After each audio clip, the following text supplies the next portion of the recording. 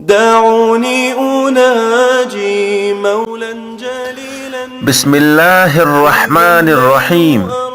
علي السدولا مقدمہ میں کامیابی حاصل کرنے کے لیے عمل. جليلا إذا الليل أرخى اگر آپ کو مقدمہ میں کامیابی حاصل کرنی ہو تو روزانہ کسی نماز کے بعد 133 دفعہ اس آیت کو پڑھ لو.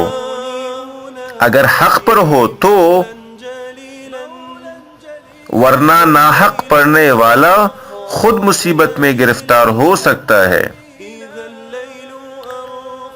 بے شک قرآن ایک ایسی طاقت ہے جو ناممکن کو ممکن کر سکتا ہے.